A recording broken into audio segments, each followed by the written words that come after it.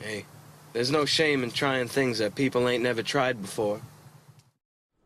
If you're stupid, you gauge and judge others by astrology and BuzzFeed quizzes. But if you were especially stupid, you gauge and judge people by 16 personalities and other psychology personality quizzes. Fortunately, we, or at least I, am especially stupid here. Boys, so we can scrape the barrel's bottom. Tell me what 16 personalities rank personality you got. I'll link it in the description if you don't know what I'm talking about. Now, this quiz asks you questions, then classifies you based on your answers, and gives you a bit of reading afterwards. And if you're particularly interested, you can buy the entire dossier on your personality type or others, if other personality types interest you. Quizzes like these, psychology, personality tests based on science, like the Jordan B. Peterson Know Yourself personality quiz and the Szondi test. They fascinate me. Definitely more than astrology and BuzzFeed quizzes, because explanations accompany all personality quizzes results. And maybe they mean something, maybe they don't. I don't really care. I really don't know you by your astrology sign, but I can gauge you by your 16 personalities classification. Because rather than chance or random preference, quizzes like 16 personalities classify people based on their answers. So even if these quizzes' explanations are completely bullshit, you objectively answered differently than I did, and than someone else did. And more importantly, at least in my subjective and completely worthless, immeasurable, thus making it worthless, experience, different 16 personalities classifications, types, act differently from each other. An INTP acts differently from an ISFJ, for instance. So even if the 75-page dossier behind it, written by the researchers, filled with bullshit, is bullshit, you are not me. And that's pretty useful, which is why I use these testly toodles. Not necessarily for what the researchers have to say about these different classifications, but rather that we are different and how we differ in ways I see.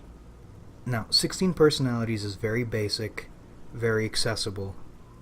The Szondi test, which I'll link in the description, is a little more serious, a little more interesting, a little more precise and poignant, but also a little more inaccurate, much like the Jordan Peterson Know Yourself test.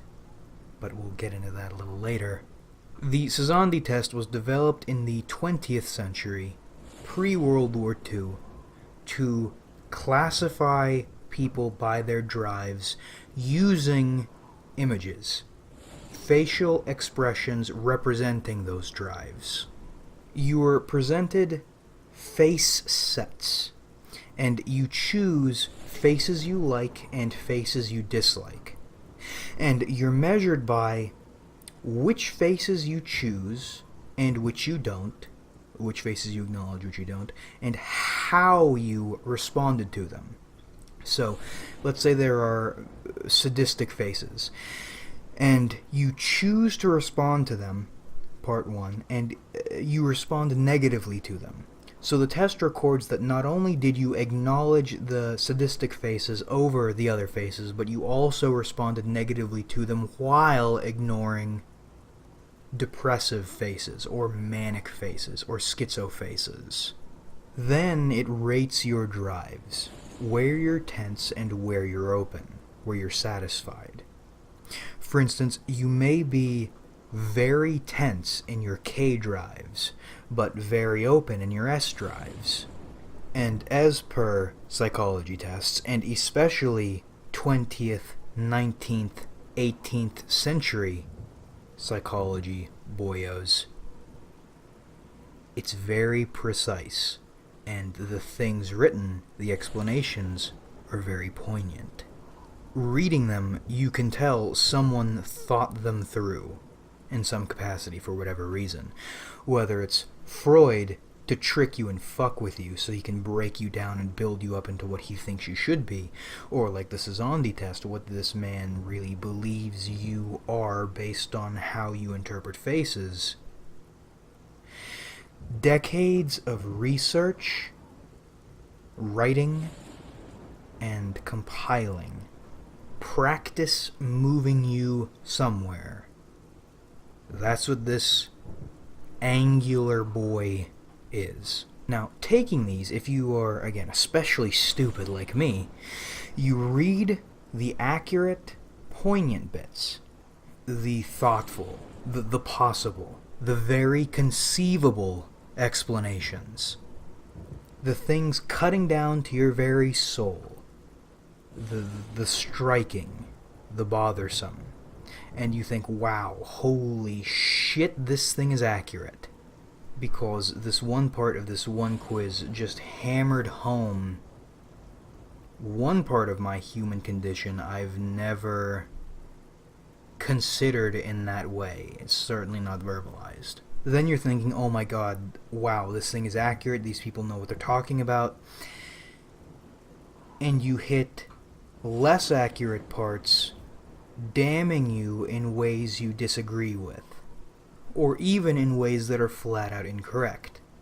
But even if they were incorrect, they were precise prior, incising even, cutting into you in ways you didn't know possible, drawing those profoundly correct and profoundly incorrect conclusions together. And they have decades of research behind them, you understand, and they're older. And everything older is better. And they were so right before, so is this profoundly negative or incorrect thing also true of me? Well, it must be. Except Splatterboy, no it isn't. Because just because it was right before or precise in one area does not make it 100% accurate everywhere. If you know it's wrong, which is righteousness, it's wrong. You know you better than anything or anyone else knows you. We'll get to that later. That's not to say these incorrect conclusions are not poignant or worthless. Consuming the creator's conclusions on these types, even if they're incorrect about you, can expand how you view the world. Because remember, that one part that was so strikingly accurate intimidated you and made you believe the rest was also correct. Which is these quizzes' most dangerous bit, and intellectualism's bit in general. Just because someone has decades of research behind them and a few poignant pieces does not mean they are 100% accurate and 100% precise. Especially regarding you, and especially when you feel righteously that they're wrong. Intellectualism, star power, authority, tenure can scare you, intimidate you, make you fear resisting them. They say something about you and they're all this and you aren't, and you're afraid to say no. But you can, because fuck 'em, they're wrong. Intuitively you know they're wrong, because righteousness tells you they're wrong. This video is really all about righteousness, boys. Cultivate your righteousness So when someone imposes something incorrect on you, you can say no. And not just say no because you're afraid of what agreeing with them means, but because you know they're wrong. You're confident in yourself and you're confident against them.